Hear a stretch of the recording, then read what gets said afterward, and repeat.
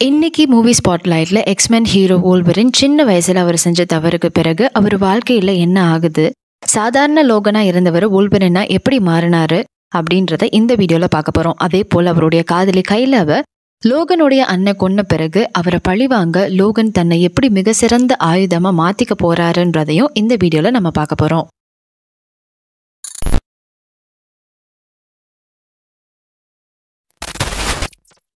1845 northern கனடால வாழ்ந்து வந்த ஒரு சிறுவனான ஜேம்ஸ் ஹவுலட் பெரும்பாலும் அவனுடைய நாள்களை நோயுற்றிருந்தே கழித்தான். தாமஸ் ஒரு வன்முறை குடிக்காரர், அளவுக்கு மீறி குடிப்பாரு. Ground keeper Thomas Logan James உடைய அப்பாவை கொலை செஞ்சதை ஜேம்ஸ் நேர்ல பாத்துட்டான். அந்த அதிர்ச்சி ஜேம்ஸ் உடைய மியூட்டேஷன்ஸை தூண்டி மியூட்டேஷன்ஸ் முதல் முறையா அவனுக்கு செயல்படுது.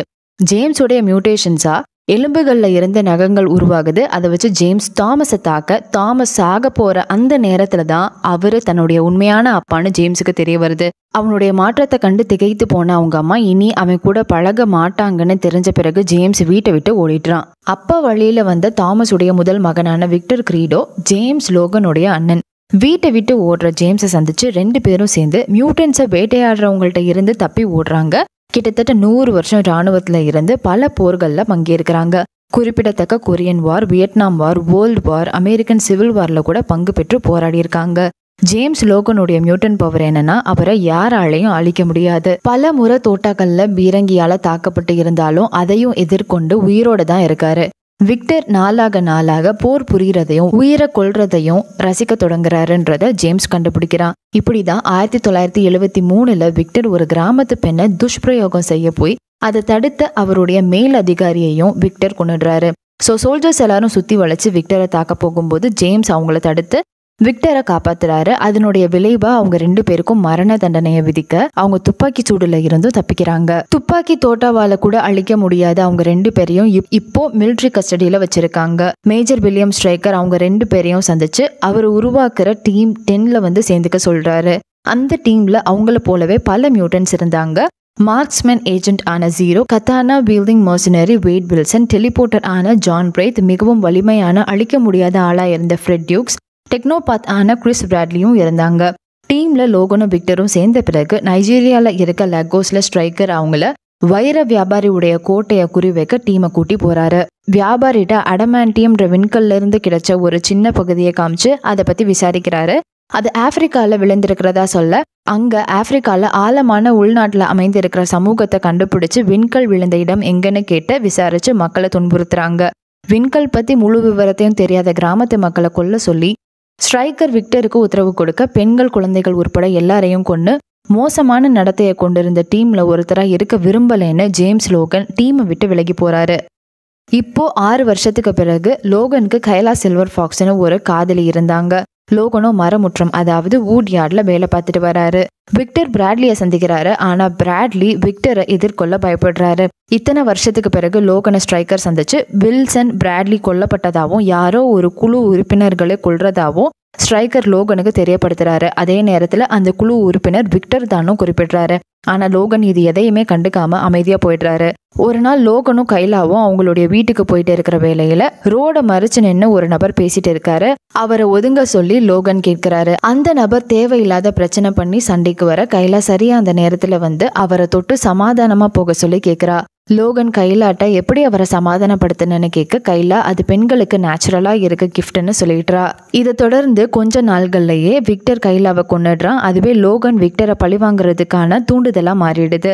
பார்ல இருந்த விக்டரோட சண்டையிட லோகன் வெறியோடு விக்டரை எதிர்கொள்ள நடந்த சண்டையில லோகனுக்கே அதிக சேதாரம் ஏற்படுது.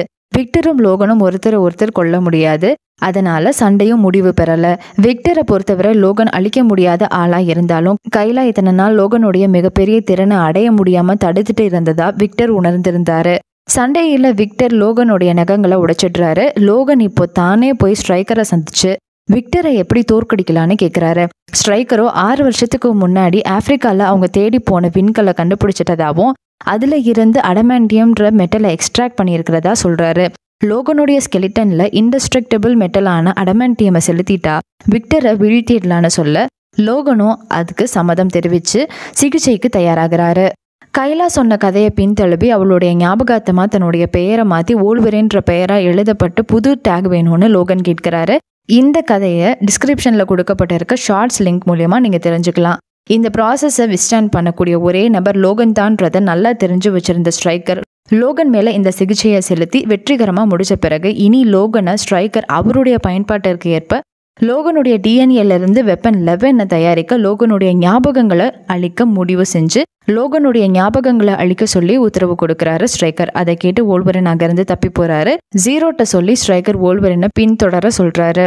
தப்பி ஓடி வந்த லோகன் வயதான தம்பதிகள் கொட்டகையில நுழைய அதை கவனிச்ச அந்த தம்பதிகள் வோல்வரினுக்கு உடைகளும் உணவும் அவங்களுடைய மறைந்த பையனுடைய பைக்கையும் கொடுத்து பராமரிச்சுட்டு வர அவங்க 3 பேரையும் கண்காணிச்சுட்டு இருந்த ஜீரோ அந்த தம்பதிகளை கொன்னுட்டு அவங்க வீட்டையும் தாக்கி அழிச்சிடுறான். பைக் எடுத்துட்டு அங்கிருந்து தப்பிச்ச வோல்வரினை குறி வச்ச ஜீரோ தாக்கி இறுதியில ஜீரோ விபத்துக்கு உள்ளிழுக்கப்பட்டு லோகன் ஜீரோவை கொன்னுடுறாரு. அவன் சாகிறதுக்கு கொஞ்ச நேரத்துக்கு முன்னாடி ஜீரோவுடைய செயல்களுக்கு ஸ்ட்ரைக்கர் தான் காரணம்னு கண்டுபிடிக்கிறாரு வோல்வரின். அது தெரிஞ்ச பிறகு லோகன் ஸ்ட்ரைக்கரை எதிர்க்க தயாராக ஸ்ட்ரைக்கரும் லோகனை எதிர்க்க அடமான்டியம் புல்லட்ஸோட தயாராகிறாரு. முதல் வேலையா லோகன் லாஸ் வேகாஸ் போய் ரெய்த்தையும் டியூக்கையும் சந்திக்கிறாரு. அவங்க 2 பேரும் பாக்ஸிங் ஜிம்ல வேலை பார்த்துட்டு இருக்காங்க.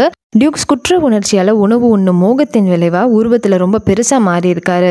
விக்டர் இன்னும் ஸ்ட்ரைக்கருக்காக தான் வேலை பார்க்குறாருன்னு அவங்க 2 பேரும் சேர்ந்து ஒரு புது லேப்ல மியூட்டன்ஸ் வச்சு எக்ஸ்பெரிமெண்ட் பண்றதாவும் அந்த இடத்துக்கு பேர் ஐலாண்டுன்னு குறிப்பிடுறாரு டியூக்ஸ். மேலும் மியூட்டண்டா இருக்க ஒருத்தன் ரெமி கேம்பிட் லெபோ அந்த ஐலாண்ட்ல இருந்து தப்பிச்சிட்டதாவும் டியூக்ஸ் சொல்றான். லோகனும் ரெய்த்தும் லெபோவை தேடி நியூ ஆர்லியன்ஸ் போறாங்க. அங்கேயும் வோல்வரினை தேடி விக்டர் வர வோல்வரினுக்கு முன்னாடி அந்த இடத்துக்கு ரெய்த்தை சந்திச்ச விக்டர் ரெய்த்தை கொன்னுட்டு அவனுடைய டிஎன்ஏவை எடுத்துக்கிறான். இதை பார்த்து வோல்வரின் விக்டரை கொல்ல போக அந்த நேரத்துல கேம்பிட் லோகனை ஸ்ட்ரைக்கருடைய ஆளுன்னும் மறுபடி கேம்பிட்ட ஐலாண்டுக்கு அழைச்சிட்டு போக தான் லோகன் வந்திருக்கான்னு நினைச்சு அவங்க சண்டையில குறுக்கிட்டு லோகனை தடுத்து நிறுத்த அந்த கேப்ல விக்டர் தப்பிச்சு போயிடுறாரு. பின்னர் லோகன் கேம்பிட்டுக்கு தான் யாருன்னு புரிய வச்சு கேம்பிட்ட சொல்லி அவரை அந்த ஐலாண்டுக்கு கூட்டி போக சொல்லி கேட்குறாரு லோகன். ஸ்ட்ரைக்கருடைய மியூட்டன்ஸன் பற்றி தெரிஞ்சுக்கிட்ட பிறகு அந்த உணர்ச்சி வசத்துல தான் ஸ்ட்ரைக்கர் வெப்பன் 11ல் முதலீடு பண்ணுறாருன்னு தெரிஞ்சுக்கிட்டு ஜெனரல் மன்சன் கேள்வி கேட்டு சந்தேகப்பட ஸ்ட்ரைக்கர் மன்சனை கொன்னுடுறாரு. கேம்பிட் லோகனை ஐலாண்ட் ஃபெசிலிட்டிக்கு கூட்டி வர அங்கே லோகன் ஸ்ட்ரைக்கரோட கைலாவையும் உயிரோட பார்க்குறாரு. கைலாவை ஸ்ட்ரைக்கர் தான் லோகனோட பழக சொன்னதையும் லோகன் தெரிஞ்சுக்கிறாரு. அப்படி பழகுனா மியூட்டன்டான அவளுடைய தங்கச்சியை விடுவிப்பதா ஸ்ட்ரைக்கர் கைலாக்கு சொல்லியிருந்தான். ஸ்ட்ரைக்கர் லோகன்ட்ட கைலாவுடைய தங்கச்சி டைமண்ட் ஹார்ட் ஸ்கின் கொண்ட ஒரு மியூட்டன்ட்னும் கைலாவும் டாக்டோ ஹிப்னோசிஸை பவரா கொண்ட ஒரு மியூட்டன்ட்னும் தெரியப்படுத்துறான். அந்த பவர்ஸை வச்சு கைலா ஒருத்தவங்களை தொட்டாலே அவ சொல்ற எல்லாத்தையும் கேட்டு நடக்கும்படி அவளால செய்ய முடியும்னு சொல்றாரு ஸ்ட்ரைக்கர். இதெல்லாம் கேட்டு கோவப்பட்டு லோகன் கோவத்தோட அந்த இடத்த விட்டு போக அந்த நேரத்துல ஸ்ட்ரைக்கரை விக்டர் எதிர்கொண்டு அவனுடைய டீலிங் பத்தி கேட்கிறான். அதாவது ஸ்ட்ரைக்கர் சொன்னதெல்லாம் செஞ்சா விக்டருக்கு அடமான்டியம் பாண்டிங் பண்ணி தரதா சொல்லியிருந்தாரு ஸ்ட்ரைக்கர். அதை பத்தி விக்டர் இப்போ கேட்க ஸ்ட்ரைக்கர் அந்த சிகிச்சையை உன்னால எதிர்கொள்ள முடியாது விக்டர், நீ இறந்துடுவ அப்படின்னு சொல்றாரு. அதை கேட்டுட்டு ஏத்துக்க முடியாம விக்டர் கைலாவை கொலை செய்ய முடிவெடுக்க கைலாவுடைய அழுகை சத்தம் கேட்டு அவளை காப்பாற்ற வராரு லோகன். அவங்க 2 பேருக்கும் சண்டை நடக்குது. விக்டரை வீழ்த்தி கைலாவோட சேர்ந்து எல்லா மியூட்டன்ஸையும் லோகன் விடுவிச்சு அங்கிருந்து தப்பி போக தயாராகும் போது ஸ்ட்ரைக்கர் வெப்பன் 11 ஆக்டிவேட் பண்ணிடுறாரு. அதுதான் தி மியூட்டன் கில்லர் தி டெட்பூல். அதை ஸ்ட்ரைக்கர் வேட் வில்சன் உடம்புல பொருத்தி இருந்தான். மற்ற மியூட்டன்ஸ் உடைய பவரையும் வேடுக்கு செலுத்தியிருந்தாங்க. மியூட்டன்ஸை கைலாவோட அனுப்பி வச்சுட்டு டெட்பூலை வோல்வரின் எதிர்கொள்றாரு. காயம் ஏற்பட்டிருந்த கைலாவோ மியூட்டன்ஸை தப்பி செல்ல அனுப்பி வைக்கிறா. மியூட்டன்ஸ் டீமை ஸ்காட் சம்மர்ஸ்ன்ற ஒருத்தன் தான் வழி நடத்தி கொண்டு போறான். அவங்கள மீட்க அங்க ப்ரொஃபசர் சார்ல்ஸ் சேவியர் வராரு.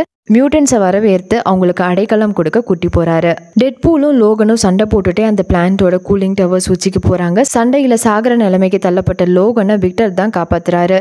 2 பேரும் சேர்ந்து சண்டை போட்டு டெட்பூல கூலிங் டவர்ஸ் உடைய பேஸுக்கு உதச்சு தள்ள டெட்பூலோட தலை கீழே போகும்போது ஆப்டிக் பிளாஸ்ட் ஆக்டிவேஷனோட போகுது. முழு பில்டிங்கும் நாசமாகி இடிய தொடங்குது. விக்டர் விடை பெற்று போன பிறகு லோகனை ஆக்சிடென்ட்ல இருந்து காப்பாத்தினது கேம்பிட் தான். கைலாவையும் தூக்கிட்டு அந்த இடத்துல இருந்து கிளம்ப ஸ்ட்ரைக்கர் அடமான்டியம் புல்லட்ஸை வச்சு வோல்வரினை நெத்தியிலே 2 தடவை ஷூட் பண்ணிடுறான். என்னதான் வோல்வரினுடைய பாடி இன்ஜுரியில இருந்து ரெக்கவர் ஆனாலும் பிரெயின் அதோட மெமரிஸை ரெக்கவர் பண்ணாதுன்றத ஸ்ட்ரைக்கர் நல்லாவே தெரிஞ்சு வச்சிருந்தான்.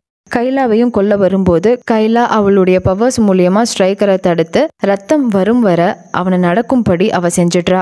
இன்ஜுரி ரெக்கவர் ஆகி வூல்வரின் எழுந்திருக்கும் போது கேம்பிட் நடந்ததை பத்தி தெரிஞ்சுக்கிறான். வூல்வரினுக்கு அவர் யாருன்னே ஞாபகம் இல்லை. கொஞ்சம் தூரம் தள்ளி இருந்த கைலாவுடைய இறந்த உடலை பார்த்துட்டே நிற்கிறாரு. அப்புறம் கேம்பிட் வந்து ஓல்வரின்ட்ட அங்கேருந்து சீக்கிரம் தப்பி போகணும்னு சொல்ல ஓல்வரின் நான் தனியாகவே போய்க்கிறேன்னு சொல்லி கேம்பிட்டை தனியாக அனுப்பி வைக்கிறாரு. ஜெனரல் மன்சனுடைய கொலைக்கு காரணமான ஸ்ட்ரைக்கரை சுற்றி வளைக்கிறாங்க. அதே போல் வெப்பன் 11 இன்னும் உயிரோட தான் இருக்கான்னு தெரியப்படுத்துகிறாங்க.